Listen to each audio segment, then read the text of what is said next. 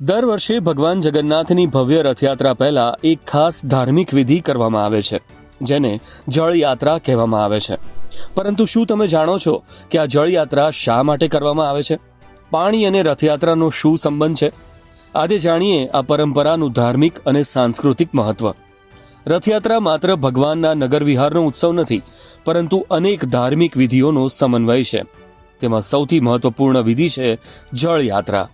જળયાત્રામાં મંદિરના પૂજારીઓ અને ભક્તો કળશ લઈને પવિત્ર નદી, સરોવર અથવા કુંડ સુધી જાય છે. ત્યાંથી મંત્રોચ્ચાર સાથે પવિત્ર જળ લાવવામાં આવે છે. આ જળ ભગવાન જગન્નાથ, ભાઈ બળભદ્ર અને બહેન સુભદ્રાના અભિષેક અને અન્ય ધાર્મિક વિધિઓમાં ઉપયોગમાં લેવાય છે. ધાર્મિક માન્યતા મુજબ જળ એટલે જીવન, પવિત્રતા અને શુદ્ધિનું પ્રતીક. ભગવાનના મહોત્સવની શરૂઆત પહેલા સમગ્ર વાતાવરણને પવિત્ર બનાવવા માટે જળયાત્રા કરવામાં આવે છે.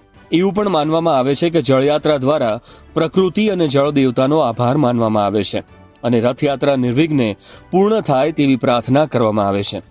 હવે સમજીએ શું છે વિશેષતા. રથયાત્રા પહેલા શુભ મુહૂર્તમાં જળયાત્રા યોજાય છે. કળશમાં લાવવામાં આવેલ પવિત્ર જળનો ઉપયોગ વિશેષ પૂજા અને અભિષેકમાં થાય છે. ભજન કીર્તન, ઢોલ નગારા અને શોભાયાત્રા સાથે જળ લાવવામાં આવે છે. હજારો ભક્તો આ યાત્રામાં જોડાઈને ધર્મ અને સંસ્કૃતિનો ઉત્સવ ઉજવે છે. જળયાત્રા આપણને માત્ર એક પરંપરા નથી શીખવતી, પરંતુ જળનું મહત્વ, પ્રકૃતિ પ્રત્યે આદર અને શુદ્ધ જીવન જીવવાનો સંદેશ પણ આપે છે. ભગવાન જગન્નાથની રથયાત્રા પહેલા જળયાત્રા એ ભક્તિ, શ્રદ્ધા અને સંસ્કૃતિનો સુંદર સંગમ છે. ત્યારે અમદાવાદમાં અષાઢી બીજના પવિત્ર દિવસે યોજાનારી ભગવાન જગન્નાથની 149મી રથયાત્રાની તૈયારીઓનો ધમધમાટ આજથી શરૂ થઈ ગયો છે. રથયાત્રાની પ્રારંભિક અને અત્યંત પવિત્ર વિધિ ગણાતી જળયાત્રા આજે વહેલી સવારે જમાલપુર જગન્નાથ મંદિરથી ભારે હર્ષોલ્લાસ અને વાજતે ગાજતે નીકળી હતી.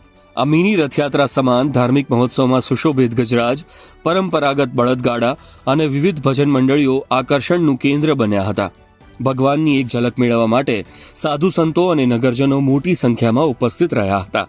જળયાત્રાના ઉત્સવની પૂર્ણાહુતિ સાથે જ ભગવાન જગન્નાથ, ભાઈ બલભદ્ર અને બહેન સુભદ્રાજી પોતાના મામાના ઘરે એટલે કે મોસાળ, સરસપુર જવા માટે પ્રસ્થાન કરશે. અતિશય ઠંડા જળથી સ્નાન કરવાને કારણે પ્રભુ પ્રતિકાત્મક રીતે બીમાર પડતા હોવાથી તેઓ આગામી 15 દિવસ સુધી મામાના ઘરે જ રોકાશે અને ત્યાં વિશ્રામ કરશે. આ 15 દિવસ દરમિયાન મુખ્ય મંદિરમાં ભગવાનના દર્શન બંધ રહેશે અને ત્યારબાદ અષાઢી બીજે પ્રભુ સાજા થઈને નગરચર્યાએ નીકળશે.